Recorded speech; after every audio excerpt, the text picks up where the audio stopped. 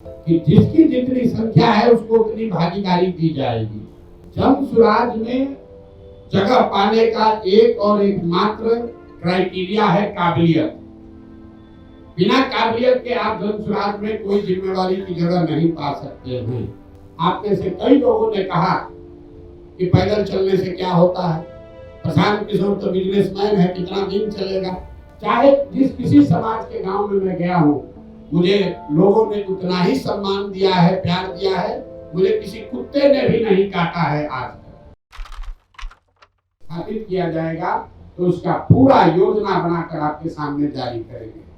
और अभी तक मेरा जो 2 साल का पदयात्रा का अनुभव रहा है और आगे की योजना के बारे में आपके जो सवाल है, मैं आपके सामने बैठा हुआ हूँ। आप स्वेच्छा से अगले 1 घंटे तक जो कुछ भी सवाल चाहे वो पूछ सकते हैं। आप सबका फिर से बहुत बहुत धन्यवाद। अब आप सवाल कर सकते हैं। प्रशांत जी, आपको धन्यवाद आपकी यात्रा के लिए जो सफल यात्रा रही, जो हम लोग देख भी रहे। लेकिन साथ में ये जानना चाहेंगे कि आपका इंटेंशन मुस्लिम की तरफ बहुत बढ़ा हुआ महसूस हो रहा है, मुसलमानों का आपकी तरफ बढ़ा हुआ इंटेंशन लग रहा है, इसमें सच्चाई क्या है? मेरा झुकाव बिहार की जनता के प्रति है। बिहार की जनता के प्रति झुकाव है और बिहार में 18-19% मुसलमान भी रहते हैं, तो मेरा 1/5वां हिस्सा 20% झुकाव मुसलमानों के लिए भी है। अगर जन सुराज में 100 लोग अगर आकर इसको साथ में बना रहे हैं तो उसमें 20% मुसलमान की भी भागीदारी, हिस्सेदारी होनी चाहिए। उसमें 35% अति पिछड़ों की भी भागीदारी होनी चाहिए। 19% उसमें दलित भी होने चाहिए। 15% 14% सवर्ण भी होने चाहिए। 15% यादव समाज के लोगों का भी भागीदारी होगी और बाकी जो समाज है उनकी भी। हम लोगों ने ये कहा है कि जिसकी जितनी संख्या है उसको उतनी भागीदारी दी जाएगी। तो पत्रकारों ने ये समझ लिया कि ये तो पहले से जो दल कह रहे हैं वही बात प्रशांत किशोर कह रहे हैं। नहीं, आप इस बात को समझ लीजिए। जन सुराज में जगह पाने का एक और एक मात्र क्राइटेरिया है काबिलियत। बिना काबिलियत के आप जन सुराज में कोई जिम्मेवारी की जगह नहीं पा सकते हैं।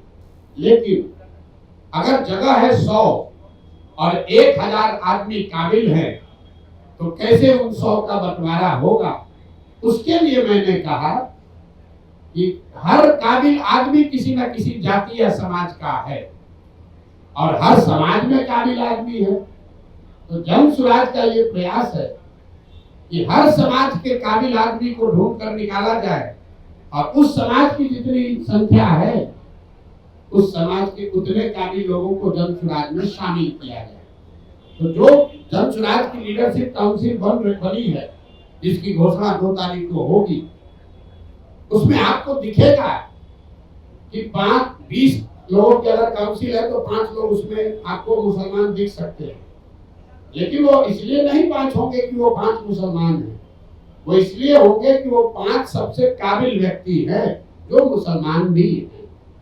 उसमें 5 दलित समाज के लोग भी होंगे, लेकिन वो इसलिए नहीं होंगे कि वो दलित समाज के हैं, वो इसलिए हैं कि वो बिहार के सबसे काबिल चरित्रवान लोग हैं जिनको समाज ने चुना है, जो दलित भी है। उसमें 15% लोग यादव समाज के भी होंगे। वो इसलिए नहीं होंगे कि वो यादव है, वो इसलिए होंगे कि वो यादव समाज को बिहार के सबसे काबिल यादव समाज के लोग हैं। और यही तो 2 वर्ष से हमारा आपको ये वादा है, बिहार की जनता को जो हमने वादा किया है कि ईमानदारी और शुद्धता में कमी नहीं आएगी। बाकी आप हमसे कुछ भी गलती हो सकती है, इस प्रयास के ईमानदारी और शुद्धता में कमी नहीं आएगी। और उसका पहला पैमाना, पहला कसौटी था कि मैं पैदल चल रहा हूं कि नहीं। आप में से कई लोगों ने कहा कि पैदल चलने से क्या होता है, प्रशांत किशोर तो बिजनेसमैन है, कितना दिन चलेगा।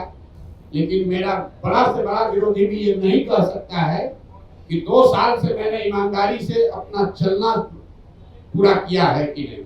गांव में ही रहे हैं, गांव में चले हैं और इसी बिहार में जहां मुखिया बन जाने के बाद भी आदमी कहने लगता है कि हमको बहुत हमारे जान पर खतरा है, बिहार में जान का खतरा है, बिना बाहुबल के राजनीति नहीं कर सकते हैं। आप में से जिन लोगों ने भी जन स्वराज की यात्रा देखी है, इतनी बड़ी व्यवस्था है, लेकिन इसमें एक सिपाही और हवलदार ना पहले दिन था, ना आज है, ना आगे होगा। मैं गांव के सरेहों में ही सोया हूं और आज तक ये बिहार की जनता की काबिलियत है, उसका कैरेक्टर है। मैं आपको कैमरे पर बता रहा हूं, चाहे जिस किसी समाज के गांव में मैं गया हूं, मुझे लोगों ने उतना ही सम्मान दिया है, प्यार दिया है।